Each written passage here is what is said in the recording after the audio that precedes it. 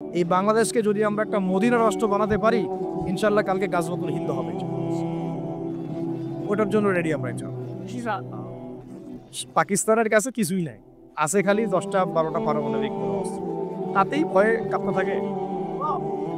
China খালি একটু ভয় দেখায় যে আগাইলে কিন্তু সিকিম নিয়ে নিব, আগাইলে কিন্তু চিকেন নেক গিলে ফেলবো। চায়নার ওই ছোট ছোট যোদ্ধাদের কাছে যে মাইকটা খায়, আর আমাদের এখানে দেখা যায় যে সীমান্তর মধ্যে একটা কৃষকও যদি সীমান্ত থেকে দূরেও হাল চাষ করে, ওকে গুলি করে মেরে দেয়। ফেলানি ফেলানির কথা ভুলে গেছেন আপনারা? আমাদের বন্যা, এরকম কতগুলো মানুষকে সীমান্ত হত্যা করে মারা হয়েছে। আজকে গুগলে গিয়ে সার্চ করে দেখেন কতগুলো মানুষকে বিগত 15 বছরে সীমান্ত হত্যা করা হয়েছে। তো এখানে আমাদের স্বাধীনতার প্রশ্ন আসে না, এখানে গণতন্ত্রের কথা আসে না, সার্বভৌমত্বের কথা আসে না, না, বরং তারা ক্ষমতার জন্য ওদের কাছে ইমান বিক্রি করে দিয়েছে। ক্ষমতার জন্য এই উগ্রদের কাছে, মানে উগ্র হিন্দুত্ববাদীদের কাছে ওরা তাদের ইমান, ওদের আমল, ওদের তাকওয়া, ওদের দিন সব বিক্রি করে দিচ্ছে। আজকে ইয়ান ভাইদেরকে আমি খালি কয়েকটা নসিহত করতে চাই আপনাদের জন্য। আসার আলোচনা অনেক শুনছেন জীবনে, নামাজ রোজা হজ জাকাতের আলোচনা বহুত শুনছেন আলহামদুলিল্লাহ। এখনও যদি আপনারা নামাজ রোজা হজ জাকাত তাসবিহ তাহলিল জিকির আজগার কোরআন তেলাওয়াত আখলাক ঠিক করা, মুরব্বীদের পরামর্শ নিয়ে চলা, ওলামায়ে কেরামের সাথে থাকা, এইগুলো যদি এখনো ঠিক না হয়ে থাকে, তাহলে ভাই আপনাদেরকে আমি একদিন সময় দিচ্ছি ঠিক করেন। কয়দিন সময় দিলাম? একদিন সময় দিচ্ছি, আপনি ঠিক করে নেন সব। নামাজ ঠিক করে নেন, নিজের গুনাহের জন্য তওবা করেন, হারাম রিজিক থাকলে ছেড়ে দেন, পরিবার না গড়ে থাকলে পরিবার গড়েন, তারপরে রিজিকে হারাম থাকলে ছাড়েন, আপনার সন্তানকে মানুষ করেন, মুহাক্কিক বরেণ্য আলেমদের সহবতে থাকেন, ওলামায়ে কেরামের সাথে থেকে হাত শক্তিশালী করেন, মাদকের সাথে থাকলে ছাড়েন, গান বাজনার সাথে থাকলে ছেড়ে দেন, যত কবিরা গুনাহ সব ছাড়েন। ছেড়ে নিয়াত করেন যে আগামী যদি আমি 10 বছর বাঁচি 10 বছর, 20 বছর বাঁচলে 20 বছর, 100 বছর বাঁচলে 100 বছর আল্লাহর জন্য ঢেলে দিব। এটা আলোচনা আমি নতুন করে করতে যাচ্ছি না, অনেক আলোচনা এগুলো হয়েছে। আলোচনা শুরু হচ্ছে কোত্থেকে? এখন আমাদের কাজ আছে একটা। তো আমাদের কাজ, 1 নম্বর কাজ হচ্ছে এখন পরিবর্তিত বাংলাদেশে কোনো ভারতীয় দালালকে আর জায়গা না দেওয়া। একদম সাফ কথা। বরং প্রত্যেকটা ডিপার্টমেন্টে যেখানেই তারা লুকিয়ে আছে ঘাপটি মেরে, এই প্রত্যেকটা ভারতীয় দালালকে এখান থেকে বের করতে হবে। আমি একা বললে আমি পারবো না, আপনি একা বললে আপনি পারবেন না। প্রত্যেকটা এই বয়ানের জায়গা, মিম্বর, খুতবা, ওয়াজ মাহফিলের প্যান্ডেল, আমাদের রাজনৈতিক দলগুলো, আমাদের ইসলামপন্থী দলগুলো যেগুলো আছে, সবার ইমারত থেকে আওয়াজটা আসতে হবে। কারণ এরা যদি আর একটা বার সুযোগ করতে পারে, না থাকবে আপনার দেহ, আর না থাকবে আপনার মাথা। এখনই তো আপনাকে হুমকি দিচ্ছে, যে কোনো সময় একটা একটা করে গুপ্ত হত্যা করবে এরা। তো এই জিনিসগুলো কিন্তু বিচ্ছিন্ন ঘটনা না। তার আগে চট্টগ্রামে সাইফুল ইসলাম ভাইকে, এক ভাইকে কুপায় মারা হয়েছে, এটার বিচার এখনো হয় নাই। যারা মারছে ওদের পক্ষ নিয়ে আমরা আবার সংখ্যালঘুর স্লোগান করলাম। এ কেমন সংখ্যালঘু যে আমার ভাইকে জবাই করে হত্যা করে? হ্যাঁ, সংখ্যালঘুর নির্যাতন তো হচ্ছে ভারতের এক একটা মসজিদ তারা ভাঙতেছে এখন। এটা একটা লক্ষণ। আস্তে আস্তে ওর মানচিত্র মসজিদের মতোই ভেঙে খান খান হয়ে যাবে ইনশাআল্লাহ। এরা যেমন অখণ্ড ভারত চায়, আমরাও অখণ্ড ভারতই চাই। আমরা চাই অখণ্ড ভারত হবে কালিমা লা ইলাহা ইল্লাল্লাহ মুহাম্মাদুর রাসূলুল্লাহ। আপনারা তো মনে করেন যে ভারত আমাদেরকে ঘিরে রাখছে, তাই না? আসলে ভারতকে আমরা ঘিরে রাখছি। এই দিক থেকে আমরা, এই দিক থেকে চায়না, এখান থেকে নেপাল, এখান থেকে ভুটান, এখান থেকে মায়ানমার, এখান থেকে পাকিস্তান, আর তার চেয়ে বাপ আছে আফগানিস্তান। আছেন আফগানিস্তান, ওদের সাথে কেউ পারছে এই পর্যন্ত? আফগানের ভাইরা নিজেদেরকে গড়ে নিচ্ছে, বোঝাচ্ছে। এমন কথা হচ্ছে, আমরা একটা কাপুরুষতার পরিচয় দিচ্ছি। নেপাল ওকে টাইম দেয় না, ভুটান টাইম দেয় না, মায়ানমার টাইম দেয় না, চায়না তো দেয়ই না। আর আমরা তাকে একেবারে প্রভুর আসনে বসায় আছি। আমরা কি দিছি? আমরা ইলিশ দেই, আমরা ট্রানজিট দেই, আমরা রেল দেই, আমরা বন্দর দেই, আমরা আর কি দেই? গ্যাস তো দেই মাশাআল্লাহ, তারপরে পণ্যগুলো তো দিচ্ছি, গার্মেন্টস দিয়ে দিচ্ছি, আমাদের প্রশাসনের মধ্যে লোকজন দিয়ে দিচ্ছি, কর্মী শ্রমিক দিয়ে দিচ্ছি। এই জন্যই তো বলি কেন সে স্ট্যাটাস দেয় যে এই স্বাধীনতা তার স্বাধীনতা। এটাই তাহলে কারণ, তার মানে তারা আমাদের সার্বভৌমত্বটাকে স্বীকার করে না, তাই না? তারা যদি আমাদের স্বাধীনতা সার্বভৌমত্বকে স্বীকার করতোই তাহলে তো এরকম স্ট্যাটাস দিত না, দিত কি? তো এখন কথা হচ্ছে আমরা মাথা নত করার জাতি না। আমাদের নবী মুহাম্মদ সাল্লাল্লাহু আলাইহি ওয়াসাল্লাম মাথা উঁচু করে দাওয়াতি কাজ করছেন। মার খেলেও কখনো তিনি মাথা নিচু করেন নাই। সাহাবায়ে কেরাম রাদিয়াল্লাহু আনহুম আজমাইন মাথা উঁচু করে দাওয়াতের কাজ করছেন, কারোর সামনে মাথা নত করেন নাই ইল্লাল্লাহ, আল্লাহ ছাড়া।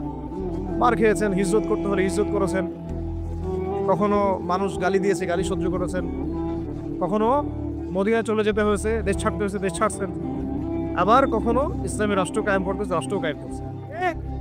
জিহাদ করার দরকার জিহাদও করছে, কেতালের দরকার কেতালও করছে, আস্তে আস্তে মক্কা বিজয় করছে, করেন নাই? সিরাত পড়তে হবে, সিরাতের ধারাগুলো আমাদেরকে বুঝতে হবে। কারণ আমরা তো তার উত্তরসূরি, আমরা তাদের উত্তরসূরি। প্রথম কথা হচ্ছে আমরা আমাদের নতজানু মনোভাবটাকে আগে ত্যাগ করতে হবে, এক নম্বর। আর অতীতের জীবনের যে ভুল ত্রুটিগুলো দ্রুত সংশোধন করতে হবে।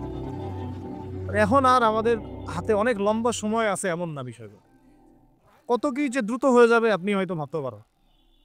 বিশ্বটা খুব দ্রুত চেঞ্জ হচ্ছে। এই অল্প সময়ের মধ্যে আফগানের ভাইরা দাঁড়ায় গেছে, অল্প সময়ের মধ্যে সিরিয়া দেখলেন যে পরিবর্তন হয়ে যাচ্ছে। তারপরে আপনি কয়দিন পরে দেখবেন ইনশাআল্লাহ যে এই আপনার প্যালেস্টাইনের অবস্থাও পরিবর্তন হবে ইনশাআল্লাহ। তখন এরা আবার হামাসকে ঠিকই বলবে যোদ্ধা, তখন ঠিকই বলবে যোদ্ধা। এখন বলতেছে বিদ্রোহী, বলতেছে সন্ত্রাসী। হ্যাঁ, তো একটা বিষয় আগে বলে নেই, এটা বোঝার দরকার আছে যে দেখেন ফিলিস্তিনের যে অবস্থা চলতেছে সেখানে কিন্তু আমাদের তাবলিগের মেহনতটা মূল না, সেখানে আমাদের জিহাদের মেহনতটা মূল, তাই না? বিষয়টা ওখানে তো সবাই, ওখানে বোম পড়তেছে, ওখানে কি সবাই তাবলিগের মেহনত করবে না অস্ত্র হাতে নেওয়া ফরজ? এটা বোঝার জন্য আপনার তো মুফতি হওয়ার দরকার নেই। হ্যাঁ, আবার যখন আফগানে আমেরিকা হামলা চালাইছিল তখন কি শুধু তাবলিগটা ফরজ ছিল না ওদের হামলা প্রতিরোধ করা ফরজ ছিল? ফরজ ছিল। একই অবস্থা সিরিয়াতে হয়েছে, কিন্তু বাংলাদেশে এখন সেই অবস্থাটা নাই। কিন্তু বাংলাদেশে তাবলিগের মেহনত, আমর বিল মারুফ নাহি আনিল মুনকার মেহনত চলবে, মানে তাবলিগের মেহনত, দাওয়াতের মেহনতটা চলবে। যদি যদি কখনো বাংলাদেশে দেখা যায় যে দেশের শত্রুরা বা দিনের শত্রুরা বা উগ্রবাদীরা এই দেশের স্বাধীনতা সার্বভৌমত্বের উপর আক্রমণ করে, তখন কি আমাদের উপরে জিহাদ ফরজ হবে কিনা? এখন যদি তাই হয়, এখন আপনাদের কি মনে হয় এটার সম্ভাবনা আছে না নাই? এটুকু ইন্টেলেকচুয়াল অবস্থা তো আপনাদের আছে, এটার সম্ভাবনাও হতে পারে, আজও কালও হতেই পারে। তখন আমার প্রিপারেশনটা কী হবে সেটা আমাকে এখন জানতে হবে। আমার প্রিপারেশনটা কী হওয়া উচিত? প্রথম প্রিপারেশন হওয়া উচিত আগের সমস্ত জিন্দেগিতে যা করছি নিজেকে আল্লাহর দিকে ফিরাই নিয়ে আসে। এটা প্রথম কাজ। যে আল্লাহর দিকে ফিরে আসে নাই তার সাথে না জিহাদের সম্পর্ক আছে না কিতালের কোনো সম্পর্ক আছে, সে তো আল্লাহর পথেই নাই। তো প্রিয় যুবক ভাইরা, আগে প্রথম কথা হচ্ছে আগে আপনি আল্লাহর দিকে ফিরে আসেন। দ্বিতীয় কথা হচ্ছে এরপরে আমাদের প্রয়োজন শারীরিক প্রস্তুতি। শারীরিক প্রস্তুতি যেমনটা বললাম যে কোনো অবস্থাতেই আলেম ওলামাদেরকে, দায়ীদেরকে, মুফতিদেরকে, মুহাদ্দিসদেরকে, মাদ্রাসার শিক্ষকদেরকে, খতিবদেরকে ভিতরে ঢুকতে দেওয়া যাবে না। কারণ আপনাদেরকে যদি ভিতরে নিয়ে যাওয়ার স্কোপ পায় তারা নতুন করে আবারও কেউ, তাহলে আর সুস্থ রাখবে না, ফিজিক্যালি আপনি ঠিক থাকতে পারবেন না। অতএব একটা সামাজিক প্রতিরোধ গড়ে তুলতে হবে সবসময়। মানে একটা এলাকার মধ্যে একজন আলেম আছেন, সে আলেমকে এলাকা থেকে নিতে পারবে না, তাকে নেওয়ার আগে 100 জনের উপর গুলি চালাইতে হবে, এমন একটা মুভমেন্ট থাকতে হবে। প্রতিবাদ না করলে আপনি বান্দরবনে যান, বান্দরবনের পাহাড়ি এলাকায় গিয়ে কোনো একটা পাহাড়ি লোককে উঠাই নিয়ে আসেন, দেখি কত বড় সাহস আছে। আর্মি পর্যন্ত পারে না। কি পারে না? সেনাবাহিনী পারে না। পারে? পাহাড়িরা ওখানে ঐক্যবদ্ধ হয়ে যায়, ওদের মহিলারা ঝাড়ু নিয়ে সামনে চলে আসে। এই আমাদের বান্দরবনের কথা বলছি। ওখানে যে কুকি চিং একটা ফ্রন্ট গঠন করছে সশস্ত্র বিদ্রোহীরা, ওই অংশটুকুকে নিয়ে একটা মাস্টার প্ল্যান আছে ওদের। ওই অংশটুকুতে তারা একটা খ্রিস্টান রাজ্য বা আলাদা একটা পাহাড়িদেরকে নিয়ে একটা রাষ্ট্র প্রতিষ্ঠা করতে চায়, এটা ওদের স্বপ্ন। এই উদ্দেশ্যে তারা হাঁটতেছে। এবং তারা অস্ট্রের ভাষায় কথা বলে। ওখানে তারা পতাকা বানাইছে, মানচিত্র বানাইছে, এমনকি লাস্ট টাইম আমরা ওখানে গিয়ে শুনলাম যে মুদ্রাও নাকি বানাচ্ছে।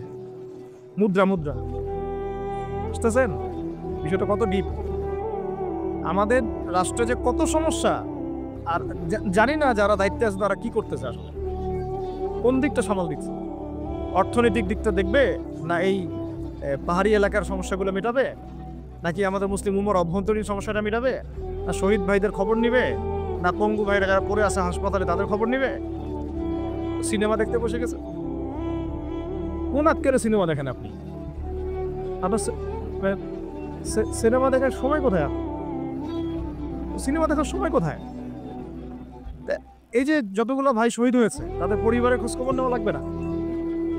এবং যতগুলো ভাই এখন হাসপাতালে কাতরাচ্ছে তাদের সঙ্গে হাজার হাজার ছাত্র ভাই, তাদের চিকিৎসা করানো লাগবে না? যত মানুষকে গুম করা হয়েছে ওদেরকে মুক্ত করা লাগবে না? তারাও তো জানে এটা অন্যায়, এবং যারা করে তারাও বলে এটা অন্যায়। যারা করে তারাও বলে এটা অন্যায়। এবং আমাকেও বলেছিল যে আমি জিজ্ঞাসা করেছিলাম যে আমাকে যদি মানে প্রকাশ্য কোর্টে চালানোর পরে দেওয়া হয় এবং জাতির সামনে বলা হয় যে আমাকে গুম করা হয়েছে, এবং এরপর যদি বলা হয় যে আমাকে গুম করার পরে কোনো রকমের নেগেটিভ কিছু পাওয়া যায় নাই তাই আমরা ছেড়ে দিয়েছি, এই কথাটা কি বলা যাবে কি যাবে না? তারা বলছে যে না, এটা বলা যাবে না, কারণ এই কাজটা তো মানবতা বিরোধী অপরাধ, এটা বললে তো সবাই আবার বুঝে। তো এই হলো অবস্থা। ওখানে আমরা বুঝেছি যে বাংলাদেশের প্রশাসনে দুইটা ভাগ আছে। একটা ভাগ হচ্ছে মারাত্মক রকমের ইসলাম প্রিয় এবং দেশপ্রেমিক, মাশাআল্লাহ, আমরা তাদেরকে স্যালুট জানাই। কিন্তু আপনারা ভুল জায়গায় শ্রম দিচ্ছেন, আপনারা ভুল জায়গায় মেধা, শ্রম এবং আপনাদের জীবন নষ্ট করতেছেন। আপনাদের থাকা দরকার ছিল ওলামায়ে কেরামদের সাথে, তাহলে আপনাদেরকে টক্কর দিয়ে কেউ সামনে যেতে পারতো না। আপনারা খালিদ বিন ওয়ালিদ হতে পারতেন আমাদের, আপনারা কিন্তু ওমর ইবনুল খাত্তাব হতে পারতেন। ওইখানে ঢুকে আপনারা শুধুমাত্র দুনিয়ার স্বার্থে সব নষ্ট করতেছেন।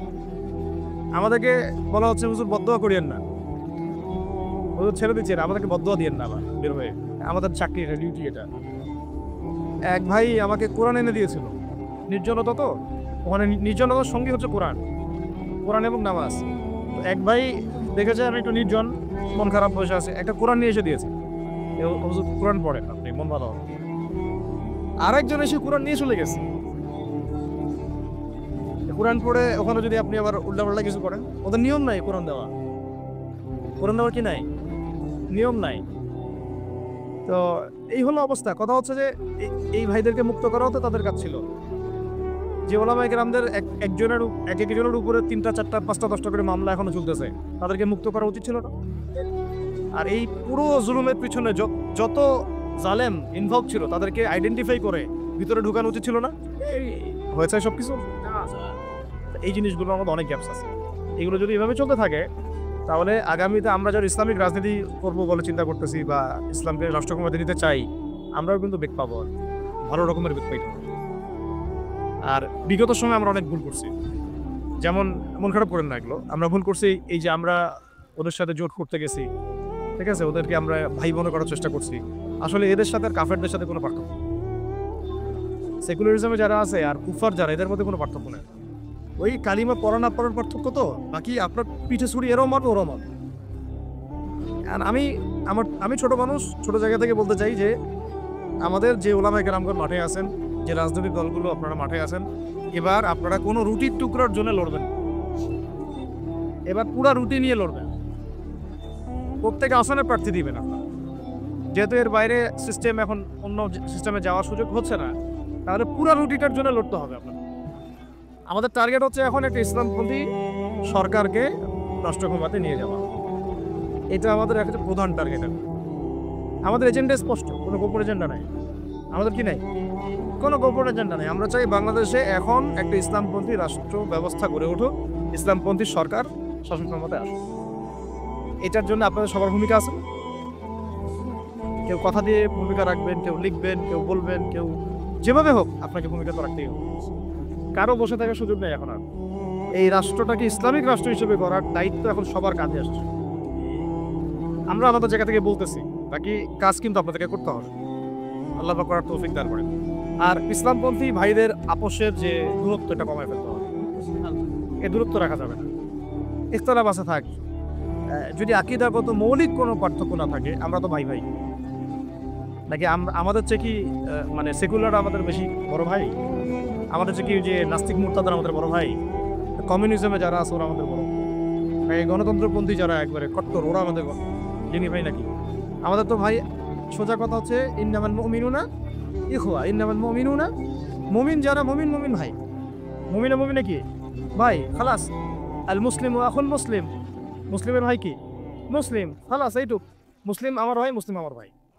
এখন যারা এদেশের রাষ্ট্র ক্ষমতা ইসলামকে চায় না তারা আমাদের ভাই না। কি সে যে কোনো নামে আসুক, এক্স ওয়াই জেড, দেখার দরকার না। এক্স নামে আসুক, ওয়াই নামে আসুক, জেড নামে আসুক, যারা রাষ্ট্র ব্যবস্থা ইসলামকে চায় না তারা আমার ভাই, খালাস, সোজা কথা। এখন রাষ্ট্র ব্যবস্থা ইসলাম চায় যে ভাইরা আমাদের, ওই ভাইদেরকে একসাথে থাকতে হবে। আল্লাহর কসম করে বলতেছি, ইনশাআল্লাহ যদি এই ভাইরা আমরা একসাথে থাকতে পারি, এর সাথে আমরা দায়ীরা, তালেবে ইলমরা এবং আপনারা তো যুব সমাজ আছেন, আমাদেরকে টক্কর দিয়ে বাংলাদেশের রাষ্ট্র ক্ষমতায় কেউ যাইতে পারবে না ইনশাআল্লাহ। সবাইকে ভূমিকা রাখতে হবে। এখন অন্যান্য আলোচনা চেয়ে আলোচনাটাই বেশি দরকার। অন্য আলোচনা অনেক শুনছেন জীবনে, এখন বাংলাদেশের দরকার একটা ইসলামপন্থী রাষ্ট্র ব্যবস্থা। এর বাইরে কোনো আলাপ নাই। এটা প্রতিষ্ঠা করার জন্য কি করতে হবে সেটা ফিকির করেন। তো কি করতে হবে বলেন? প্রথম কথা হচ্ছে আমাদেরকে আগে বৈশ্বিক জালেমদেরকে চিহ্নিত করতে হবে। পুরো বিশ্বে কারা জালেম এটা কি চিন্তা করা বাকি আছে? পুরো বিশ্বের সবচেয়ে বড় জালেম যে পশ্চিমারা, সবচেয়ে বড় জালেম ইসরায়েল, সবচেয়ে বড় জালেম আমেরিকা, এটা চিন্তা কি আপনার বাকি আছে? এই কথা বলতে যে ভয় পায় তার তো নবীর ওয়ারিস হওয়া দাবি করার উচিত না। খোলামেলা এটা সবাই জানে, সারা বিশ্বের জুলুমের কারখানা হচ্ছে ইসরায়েল। মানুষ প্রাণ নিতে গেলে পর্যন্ত সেখানেও বোমের মানুষ করতে পারছে। আমরা এটা দেখার মতো আর সাহসী নাই। অনলাইনে এগুলো আমার দেখতে গেলে যে বাচ্চাদের অবস্থাগুলো আমাদের চোখের সামনে আসে, আমি স্কিপ করে চলে যাই। হয়তো কতটুকু দোয়া করতে পারি আল্লাহ ভাবে। দোয়া করে কি করব? আমার দোয়ার তো তার দরকার নেই। আমার দোয়ার তার কি দরকার আছে? আমাদের মতো পাপী মানুষের দোয়া দিয়ে তার কি হবে? এখানে তো স্পষ্ট যে পুরো বিশ্বের জুলুম জালেমের শক্তির কেন্দ্রস্থল কোনটা, সেখান থেকে সব মাস্টার প্ল্যান হচ্ছে। আর যদি ওই ইসরায়েল, ওই আমেরিকার কোনো সেবা দাসকে আমরা ক্ষমতায় নিয়ে আসি, আমাদের ভুল হবে না? ছাত্র ভাইরা এই ভুলটা করছে, ছাত্র ভাইরা ভুলটা করছে, কারণ আপনাদের দিনের জ্ঞানের বুঝের কারণে, বুঝের অভাবের কারণে করছে। ঠিক আছে, ঠিক আছে, এখন যে সম্ভাবনা শেষ হয়ে গেছে এখনও না। আর এখন সবাই প্রতিবাদের ভাষায় কথা বলতে পারে, একটা রেভলিউশন ঘটানোর মতো সিচুয়েশন বাংলাদেশে আছে। অন্তত পক্ষে আমাদের ভাইদের মধ্যে আমরা দেখেছি, ছাত্র ভাইদের মধ্যে সাহস তো মাশাআল্লাহ অবশ্যই আছে, ডেডিকেশন আছে, জীবন দেওয়ার মানসিকতা আছে। তাদেরকে খালি নার্সিং করতে হবে, জীবনটা যেন ভুল পথে না যায়। এখন আবু সাইদের রক্তের উপর দাঁড়ায় যদি কোনো সেকুলার ক্ষমতায় আসে, তাহলে এটা আবু সাইদের রক্তের সাথে গাদ্দারি হচ্ছে। এই মুগ্ধদের রক্তের উপর সিঁড়ি বানায় যদি কোনো জাতীয়তাবাদীরা আর ওই সেই গণতন্ত্রপন্থীরা, ওই ইসলামের দুশ্মনরা, ওই ভারতের দলাল্লাই যদি ক্ষমতায় আসে, তাহলে এটা ওদের রক্তের সাথে গাদ্দারি আছে। এই গাদ্দারির মাফ হবে না। এইটা পলাশির যুদ্ধের চেয়ে বড় মীর জাফরি হয়েছে, এটা ৭১-এর চেয়ে বড় রাজাকারী হয়েছে। আপনারা বলেন যে দেখেন, ভালো করে বুঝেন, গুম হয়েছে এক শ্রেণী, আমার কথা মন খারাপ করে না, এক শ্রেণী গুম হয়ে গেছে, এক শ্রেণী ক্রসফায়ার, এক শ্রেণী শাপলা চক্র রক্ত দিছে, তাই নাই? এক শ্রেণী ওলামায়ে কেরাম মামলা নিয়ে ঘুরে বেড়াচ্ছে মাথার উপরে, এক শ্রেণী ছাত্র ভাইরা রাস্তায় শহীদ হলো, আর এক শ্রেণীর ছাত্র ভাইরা পঙ্গু হয়ে হাসপাতালে বেডে পড়ে আছে। ক্ষমতায় গেছে কারণ নতুন এক শ্রেণী, হ্যাঁ। এবং ওখানে এমন কিছু মানুষ আছে যাদের সাথে আন্দোলনের কোনো সম্পর্কই ছিল না, সম্পূর্ণ উড়ে এসে জুড়ে বসছে তারা। তাহলে এখানে ইসলামিক রাজনৈতিক দলগুলোকে সামনে রাখা যাইতো, তাদের থেকে তো উপদেষ্টা একটাও নেয় নাই। জামাত ইসলাম থেকে একটা উপদেষ্টা নিয়েছে কিনা? হেফাজত ইসলাম থেকে কোনো উপদেষ্টা নিয়েছে কিনা? আমাদের চরমনায় থেকে একটা উপদেষ্টা নিয়েছে কিনা বলেন? তার মানে রাষ্ট্র গঠনে আমাদের কোনো ভূমিকা নাই। তা আমাদেরকে বুঝাইছে যে আপনারা পরে আসে ইলেকশন দিব, তখন আপনার ইলেকশন লড়বেন। ইলেকশন সে কবে দেয় সেটাও দেখে, আদৌ দেয় কিনা সেটাও দেখে। কাকে বিশ্বাস করবো না? বিশ্বাসটা করবেন কাকে? যখন মোস্তফা সরোয়ার ফারুকের মধ্যে একজন উপদেষ্টা হচ্ছে, বিশ্বাসটা আপনি করবেন একটু। সারা জীবন মানুষকে পরকে শিখাচ্ছে, তার কোন যোগ্যতায় সে উপদেষ্টা হচ্ছে? আচ্ছা, একটা কাজ করেন, এটা উপদেষ্টা করার জন্য একটা পরীক্ষা নেন না, দেখি বিসিএস এর মতো, দেখেন না এটা পাশ করে কিনা। অথবা আপনি একটা কাজ করেন, ইসলামিক সায়েন্সের পরীক্ষা নেন, দেখেন কোরআন তেলাওয়াত করতে পারে কিনা। কিসের ভিত্তিতে হলো? এই যে এই সমস্যাগুলো থেকে গেছে, তারপরেও যা হয়ে গেছে হয়ে গেছে। এখন আমাদের যেটা কথা সেটা হচ্ছে, আমরা তো আর কোনো বিদ্রোহে যেতে চাই না, আমরা তো শান্তিপূর্ণভাবে ইসলাম প্রতিষ্ঠা করবো। কিন্তু প্রয়োজনে যদি তারা মানে আমাদের উপর জুলুমের ভাষা বেছে নেয়, তাহলে আমরা অবশ্যই এবার প্রতিবাদের ভাষা বেছে নিতে চাই। এই জন্য সবার আগে জরুরি হচ্ছে যুবকদেরকে এক কাতারে থাকা, ইসলামপন্থী ভাইদের সাথে থাকা, ইসলামী সংগঠনের সাথে থাকা, এবং নাম XYZ যেটাই হোক না কেন, নাম XYZ হতে পারে, আপোষে ভাই ভাই হয়ে থাকা। এটাতে যদি ভাই আমরা এবার ভুল করি, আল্লাহর কসম করে বলতেছি, আল্লাহ না করুক, এরপরে যদি মায়ের আসে, না আপনি বাঁচবেন না, আমি বাঁচব, কেউই না, ইনশাল্লাহ ওই দিন আসবে না। আর আমরা যদি ইনশাআল্লাহ আজ্জা ওয়া জাল যদি আমরা এটাকে মদিনা রাষ্ট্র বানাতে পারি, এই বাংলাদেশকে যদি আমরা একটা মদিনা রাষ্ট্র বানাতে পারি, ইনশাআল্লাহ কালকে গাজওয়াতুল হিন্দ হবে। ওটার জন্য রেডি আমরা। এটা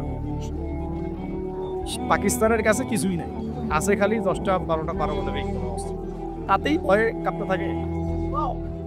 চায়না খালি একটু ভয়টা খায় যে আগাইলে কিন্তু সিকিম নিয়ে নিব, আগাইলে কিন্তু চিকেন নেক গিলে ফেলবো।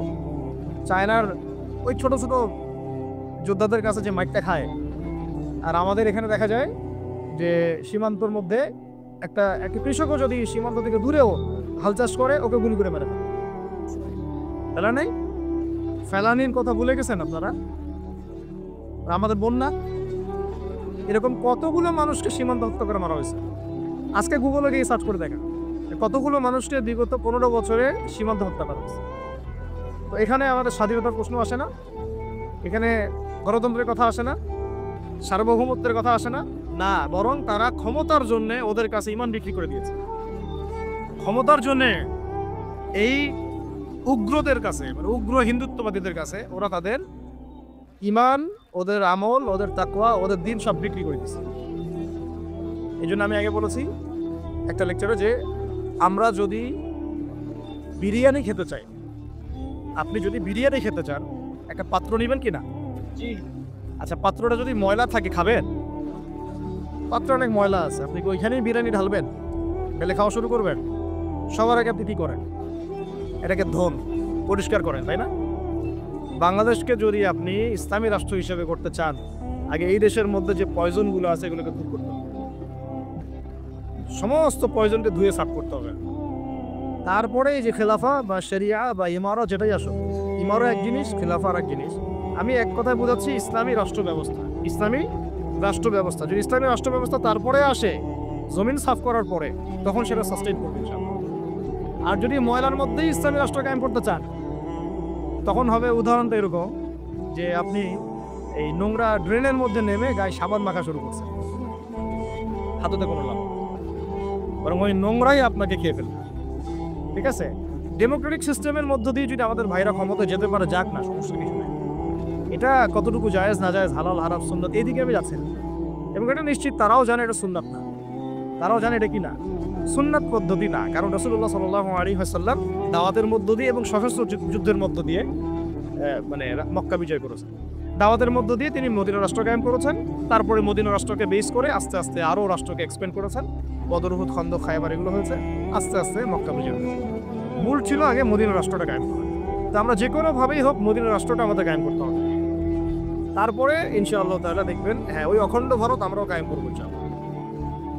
সংখ্যা দিয়ে কিচ্ছু না, ওদের সংখ্যাকে আমরা ভয় পাই? ওদের সংখ্যাকে ভয় পাওয়ার কিচ্ছু নাই, সংখ্যাকে ভয় পাওয়ার কিচ্ছু নাই। কারণ এই যে কোরআন, আমার সামনে যে কোরআনটা আছে, এটা দেখে একটু খারাপ লাগলো। কোরআনের যে অবস্থা, এটা খুব মনের কষ্ট দিল আর কি। কোরআনটা হবে চকচকা, এটা দেখে বোঝা যাচ্ছে এটা অনেকদিন কেউ পড়েই নেই। আপনাদের বাসায় যদি কোরআনের এই হালত হয়, তাহলে আমাদের দ্বারা দিন কেমন হবে?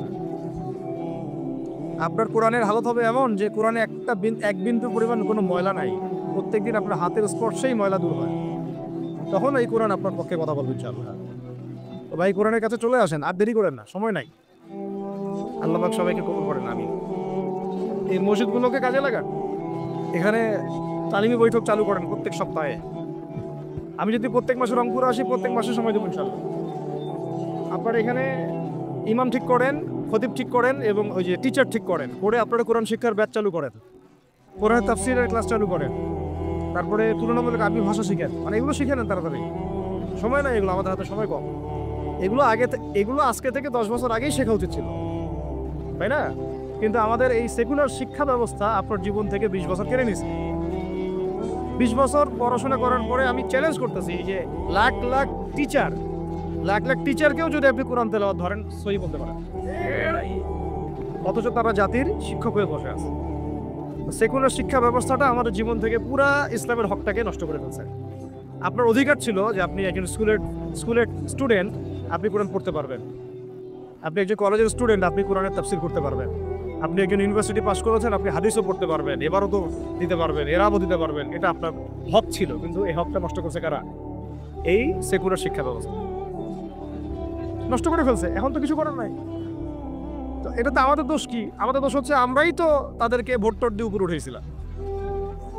আমাদের বাপরা উঠেছে, আমাদের বাবারা উঠেছে, তার বাবার উঠেছে। আমরা তো ওই সময় ইনসাফ করি নাই, ফলে আমাদেরকে ভোগ করতে হয়েছে। আপনার এই প্রসঙ্গে দুটো কথা বলেই ফেলেন, নাহলে আমি মানে হকাদায় হয় না। একটা মুসলিম ঘরের ছেলে, তার অধিকার নাই প্রাইমারি স্কুলে গিয়ে সে কোরআন শিখবে? আচ্ছা, আমাদের মৌলিক অধিকার কি? খাদ্য, বস্ত্র, বাসস্থান, শিক্ষা, চিকিৎসা, 5টা বলি না? তো কোরআন আমার মৌলিক অধিকার না? মুসলিম পরিবারের সন্তান আমি, কোরআন আমার মৌলিক অধিকার না? তারপর প্রাইমারি স্কুল আপনাকে শিখায় নাই, হাই স্কুল আপনাকে শিখায় নাই, এমনকি কারমাইকেল শিখাইছে আপনাকে, বেগম রোকেয়া বিশ্ববিদ্যালয়ে শিখাইছে, এরাও শিখায় নাই। এমনকি বিসিএস ক্যাডার হচ্ছেন কোরআন ছাড়াই, ডক্টর হচ্ছেন কোরআন ছাড়াই, ইঞ্জিনিয়ার হচ্ছেন কোরআন ছাড়াই। এমনকি শিক্ষা কমিশন গঠন হচ্ছে, ওই কমিশনের লোকদেরও কোরআনের জ্ঞান নাই। টকশোতে এসে আবার ঠিকই পড়ার কোরআনের পড়তেও পারে না, টকশোতে এসে পড়ার করে। এই তো বিগত 10 বছর তো টকশোর বছর ছিল, খালি টকশো, দেখেন নাই? আলোচনা একটা ন্যারেটিভ তৈরি করা হচ্ছিল ইসলাম নিয়ে। যারাই কথা বলবে এরাই জঙ্গি, এরাই মৌলবাদী, এরাই সন্ত্রাসী। হ্যাঁ, তো কিভাবে মানুষের ব্রেন ওয়াশ করা হয়েছে। আমি আসলে অবাক হয়ে গেছি এই ঘটনাতে, জুলাইয়ের ঘটনায়, যে যুব সমাজকে ধ্বংস করার জন্য তারা 20 বছর ঠেলে দিচ্ছে, ওই যুব সমাজই তাদেরকে পিটাই বের করছে। আল্লাহ পাকের কি পরিকল্পনা! আপনাদেরকে ধ্বংস করার জন্য 20 বছর ধরে তারা সিলেবাস কারিকুলাম করছে। আপনাদেরকে শরৎচন্দ্র পড়াইছে, বঙ্কিমচন্দ্র পড়াইছে, হুমায়ুন আহমেদ পড়াইছে, হুমায়ুন আজাদ পড়াইছে, হ্যাঁ শেক্সপিয়ার পড়াইছে, আর কত কি পড়াইছে। কোরআন পড়তে দেয় নাই, নামাজের স্বাধীনতা দেয় নাই, পর্দার স্বাধীনতা দেয় নাই। আমাদের বোন পর্দা করে পরীক্ষা দিতে গেছে, নেকাব খুলে ফেলা হয়েছে, কি করে নাই। কিন্তু ওই ছাত্র জনতার হাতেই পিটানি রেখে আল্লাহ পাকের দেখছেন কি একটা মিরাকেল, আল্লাহ পাকের কি মানে কুদরত, কারিশমা। ঠিক কিরকম হয়েছে জানেন? ঘটনাটা হয়েছে এরকম যে ফেরাউনের ঘরেই মুসা আলাইহিস সালামকে আল্লাহ পাক বড় করছে। মাশাআল্লাহ। তো আপনাদেরকে ধ্বংস করার জন্য কিন্তু এই পলিসিগুলো অ্যাপ্লাই করা হয়েছে। এখন আল্লাহ পাকের রহমতে আপনারা বিপদে যান নাই, আলহামদুলিল্লাহ। এখন যেটা আল্লাহ পাক বোঝার তৌফিক দিয়েছেন, দেখেন আপনারা কোরআন শিখতে পারতেন, এখানে পারেন নাই। শিক্ষা কমিশনের মধ্যে কোরআন নাই। শুধু তাই না, দেখেন 360 জন এমপি মন্ত্রীকে আপনি বসায় দেন, 360 জন এমপি মন্ত্রীকে বসায় তাদের সবাইকে শুধু কিচ্ছু না, আমি বলবো খালি সূরা ফাতিহা তিলাওয়াত করতে পারলে শুধু মমতাজ থাকতে পারে নাকি? কারণ তার তো বুখারী মুসলিম সিয়াসি কিতাব পড়া আছে, ওটা পড়া ছিল আর কি, এটা পড়া ছিল, তো হয়তো সে পারতে পারে। না পারলে তো ভালো, খারাপ কিছু না, ঠিক আছে। তো বাকি কেউ কিন্তু পারে বেশি দেন না, অল্প শেষ করতেছি। তো এখন প্রিয় ভাইরা, কথা অনেক হয়ে গেছে। মূল কথা হচ্ছে যে আমাদেরকে এখন একটা নতুন উদ্দেশ্য নিয়ে, টার্গেট নিয়ে, একটা মিশন নিয়ে আগামীকাল থেকে পথ চলতে হবে। প্রথম গন্তব্যটা কি? আমরা বাংলাদেশকে একটা মদিনা রাষ্ট্র কায়েম করতে চাই। সেটা যদি করতেই হয় তাহলে আমাকে কার আদলে করতে হবে, কার সুন্নতে করতে হবে? নবী মুহাম্মদ সাল্লাল্লাহু আলাইহি ওয়াসাল্লামের তরিকায়। এবং তার তরিকার প্রথম কাজটাই হচ্ছে আগে ইলম শিখতে হবে। কি শিখতে হবে? এই মসজিদগুলোকে কাজে লাগান, মাদ্রাসাগুলোকে কাজে লাগান। এবং 2 নম্বর হচ্ছে ইলম একা একা শেখা যাবে না। ইলম একা একা শেখা যাবে না। 20 বছর তো আপনি একা পড়াশোনা করেন নাই, প্রতিষ্ঠান ছিল, ওস্তাদ ছিল, তাই না, টিচার ছিল, আপনার একাডেমিক কারিকুলাম ছিল, ঠিক ওইরকমই দিনের ইলমও একা একা শেখা যাবে না, ওস্তাদ লাগবে। এবং আলহামদুলিল্লাহ আমাদের বাংলাদেশে ওস্তাদদের অভাব নাই। প্রত্যেক জেলায় জেলায় উপজেলায় সব জায়গাতেই মুহাক্কিক বরেণ্য আলেমগণ আছেন। আর আপনি খুঁজে বের করবেন কে মুহাক্কিক আলেম।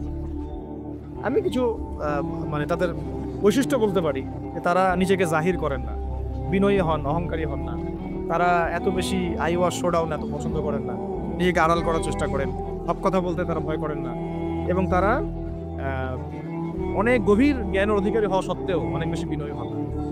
এগুলো দেখে আপনি চিনবেন, ঠিক আছে।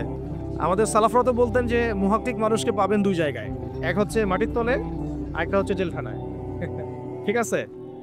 তো যাই হোক, এখন অনেক বরেণ্য উলামায়ে কেরাম আমাদের সমাজে আছেন, তাদের যে কারোর সাথে অন্তত একজনের সাথে নিসবত রাখেন, অন্তত একজনের সাথে নিসবত রাখেন, ঠিক আছে। তো এটা আমাদের সৌভাগ্য আলহামদুলিল্লাহ যে বাংলাদেশে বহু মাদ্রাসা, বহু কওমি মাদ্রাসা, আলিয়া মাদ্রাসা, অনেক ধরনের মাদ্রাসা আছে। কিছু সংকীর্ণতা বা কিছু সমস্যা আমাদের মধ্যে থাকতে পারে, এটা যে কোনো জায়গায় থাকতে পারে, কিন্তু আলহামদুলিল্লাহ এই খেদমতটুকু আছে বলেই এখন পর্যন্ত দ্বীন ইসলামকে তারা মিটাইতে পারে নাই। তো এলেম শিখবো এক নাম্বার, দুই নাম্বার হচ্ছে এলেম মুহাক্কিক কোন আলেমের সহবতে শিখবো, একা একা শিখবো না। তিন নাম্বার হচ্ছে যা শিখবো আমলে নিয়ে আসতে হবে। কি বললাম? যা শিখবো আমলে নিয়ে চলে আসতে হবে, ফেলে রাখা যাবে না। আল্লাহ আমাকেও তৌফিক দেন, আপনাদের সবাইকে তৌফিক দান করেন। চার নাম্বার, সময় কাজে লাগাইতে হবে, সময় কাজে লাগাইতে হবে, কোনো অবস্থাতেই আর হেলায় ফেলায় সময় নষ্ট করবো না, আমিও করবো না ইনশাল্লাহ, আপনারা করবেন না ইনশাল্লাহ। পাঁচ নাম্বার হচ্ছে নিজের প্রতিভাকে খুঁজে বের করবেন। সবাইকে আল্লাহ কিছু না কিছু প্রতিভা দিয়েছে, প্রতিভা খুঁজে বের করে ইসলামের জন্য কাজে লাগে। ছয় নাম্বার হচ্ছে যাদের রিজিক হালাল তাদের তো আলহামদুলিল্লাহ কোনো সমস্যা নেই, যাদের হারাম রিজিক আজকে ছাড়তে হবে, কোনো সুদের সাথে সম্পৃক্ত থাকা যাবে না, কোনো ঘুষ, কোনো দুর্নীতি, কোনো মাপে কম দেওয়া, কোনো হারামে আমি খাবো না, কোনো হারামের কাছে যাব না। আর উত্তরবঙ্গের বড় বড় ফেতনাগুলোর মধ্যে এই সুদি এনজিওদের ফেতনাও আছে, কাদিয়ানিদের ফেতনাও আছে, তাই না। তারপরে আপনার এই যে ইসাই মুসলিমদের একটা ফেতনা আছে না, একটা ফেতনা আছে। তারপরে এই আপনার বিড়ি ফ্যাক্টরি, তামাক ফ্যাক্টরির এগুলা ফেতনা আছে, হারাম খাবার। আবার নতুন করে ইসকনের ফেতনাও উত্তরবঙ্গে দেখা যাচ্ছে। তো এই ফেতনাগুলোকে চিহ্নিত করে আপনাকে বেঁচে থাকতে হবে এবং রিজিকটাকে হালাল করে ফেলতে হবে, ঠিক আছে। এর পাশাপাশি হচ্ছে 6 নম্বর বলবো যে পরিবারগুলো গড়ে তুলতে হবে। প্রত্যেকটা পরিবার হবে একটা দুর্গ, মানে আমার পরিবার হচ্ছে আমার একটা ইসলামিক রাষ্ট্রের মতো। এই পরিবারের মধ্যে অনইসলামিক কোনো কাজ চলে না। পরিবারের মালিক কে? আমি না। এখানে কি রাষ্ট্র আমাকে হস্তক্ষেপ করতে পারবে? আমার পরিবার আমার কন্ট্রোলে চলবে, একদম ইসলামিক অনুশাসন অনুযায়ী চলবে, ডানে বামে নড়তে পারবে না। এভাবে আপনাকে শক্ত থাকতে হবে। 7 নম্বর হচ্ছে এখন থেকে তাবলীগের কাজ সবাইকে করতে হবে।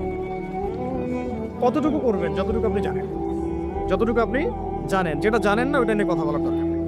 আর সমাজে কিছু ইখতিলাফি মাসালাগুলো আছে যেগুলোকে নিয়ে কিছু মানে মোটা বুদ্ধির মানুষেরা আর কি মসজিদগুলো ভাগ করে ফেলে, ঠিক আছে। এই পাল্লায় পড়া যাবে না। ইখতিলাফি মাসালাগুলো সাহাবীদের যুগ থেকেই ছিল, এগুলো নিয়ে মতবিরোধের সুযোগ নাই। এটা তার কাছে এই মাসালাটা অথেন্টিক মনে হয়, সে আমল করতেছে, করুক। আমার কাছে এই ফিকহের আলোকে এটা বেশি অথেন্টিক মনে হয়, আমি এটা আমল করতেছি। এগুলো নিয়ে কোনো রকমের আর দ্বন্দ্বে যাবেন না। বরং আমরা এখন ঐক্যবদ্ধ হব কিসের ভিত্তিতে?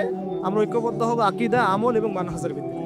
আমাদের আকীদা আহলুস সুন্নাহ ওয়াল জামাআর আকীদা থাকবে, আমল থাকবে সাহাবীওয়ালা আমল, এবং মানহাজ থাকবে আমরা সালাফদের আদলে বাংলাদেশে দিন কায়েম করতে চাই।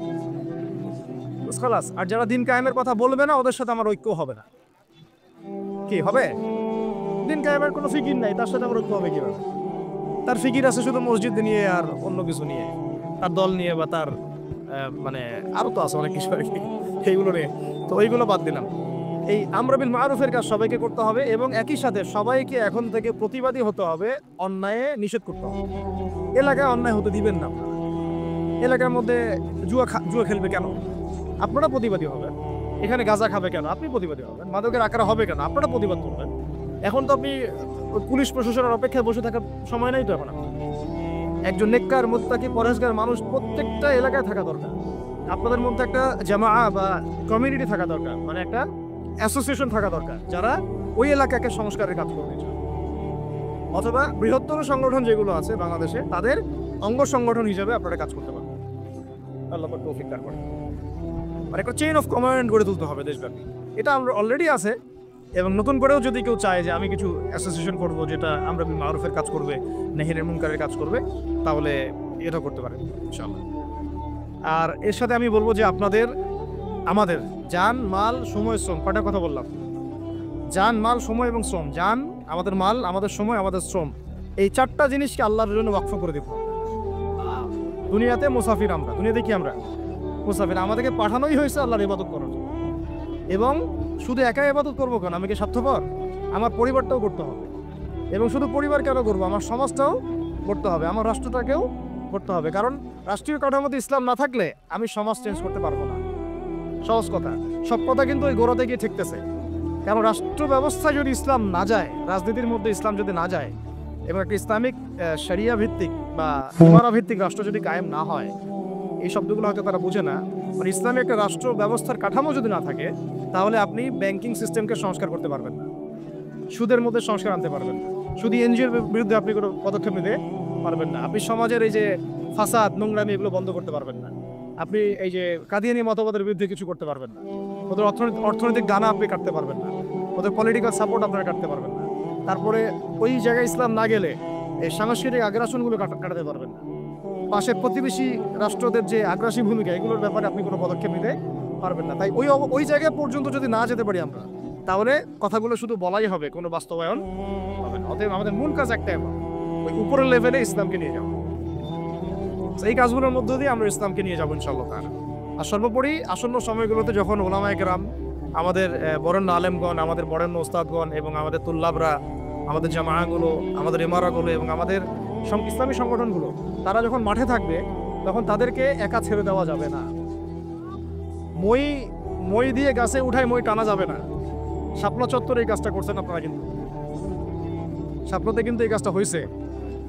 ওখানে কিন্তু এতগুলো ভাইয়ের ওখানে শহীদ হওয়ার কথা ছিল না, এত সহজ ছিল না বিষয়টা। কিন্তু কিছু ভাই ছিল ওখানে আমাদের সাথে প্রতারণা করেছে, মই দিয়ে আমাদের কিন্তু মই টেনে নিছে, আমাদেরকে উপর উঠাই দিছে।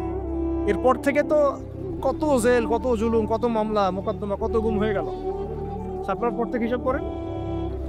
এবার এই ভুলগুলো আর করতে যায় না, এই মুনাফিকিগুলো আর কেউ করতে যায় না আল্লাহর ওয়াস্তে। আপনারা ওলামায়ে কেরামদের সাথে থাকেন, হাত শক্ত করেন, মই দিয়ে আবার গাছে উঠায় মই টানে নিয়েন না। আমি বুঝতে পারছি? বুঝতে পারি নাই। অর্থাৎ ওলামায়ে কেরামগণ যখন মাঠে থাকবেন, ইসলামী সংগঠনগুলো যখন মাঠে থাকবে, আপনাদেরকে আমরা পাশে চাই। পাশে পাবো তো ইনশাআল্লাহ। আল্লাহ পাক যেন আমাদের সবার এই আওয়াজকে কবুল করেন। আল্লাহ পাক আমাদেরকেও কবুল করেন, আমাকে কবুল করেন, আপনাদের সবাইকে কবুল করেন।